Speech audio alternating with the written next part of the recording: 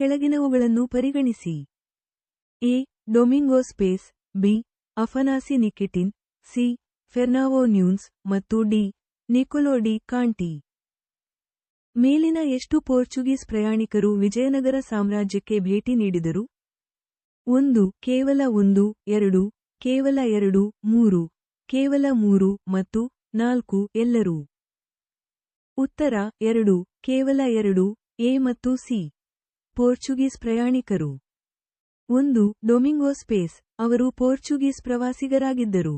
ಅವರು ರಾಜ ಕೃಷ್ಣದೇವರಾಯನ ಆಳ್ವಿಕೆಯಲ್ಲಿ ವಿಜಯನಗರಕ್ಕೆ ಭೇಟಿ ನೀಡಿದ್ದರು. 2. ಡುವಾರ್ಟೆ ಬಾರ್ಬೋಸಾ, 1515, ಪೋರ್ಚುಗೀಸ್ ಪ್ರವಾಸಿ.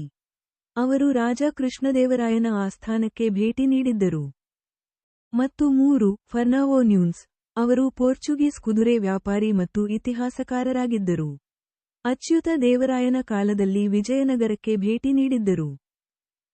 ರಷ್ಯಾದ ಪ್ರಯಾಣಿಕರು.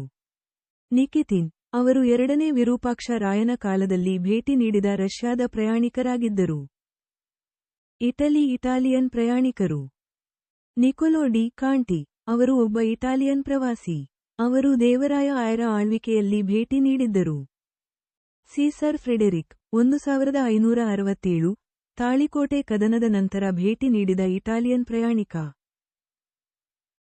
ಪರ್ಷಿಯನ್ ಪ್ರಯಾಣಿಕರು. ಅಬ್ದುಲ್ ರಜಾಕ್, 1443, ಅವರು ದೇವರಾಯ ಎರಡರ ಆಸ್ಥಾನಕ್ಕೆ ಭೇಟಿ ನೀಡಿದರು.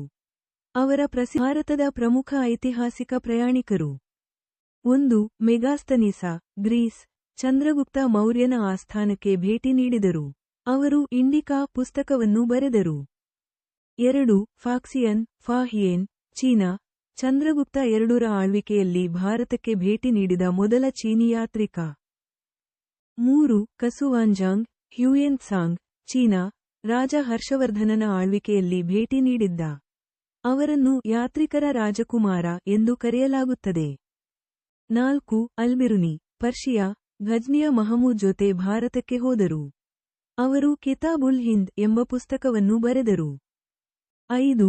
ಮಾರ್ಕೋಪೋಲೋ, ಇಟಲಿ, ದಕ್ಷಿಣ ಭಾರತದ ಪಾಂಡ್ಯ ರಾಜ್ಯಕ್ಕೆ ಭೇಟಿ ನೀಡಿದ ಯುರೋಪಿಯನ್ ಪ್ರಯಾಣಿಕ. ಮತ್ತು 6. Ibn Battuta, Morocco, Muhammad bin Tughlaq ಆಳ್ವಿಕೆಯಲ್ಲಿ ಭಾರತಕ್ಕೆ ಬಂದರು. ಅವರು ರಿಹ್ಲಾ ಎಂಬ ಪ್ರವಾಸ ಕಥನವನ್ನು ಬರೆದರು.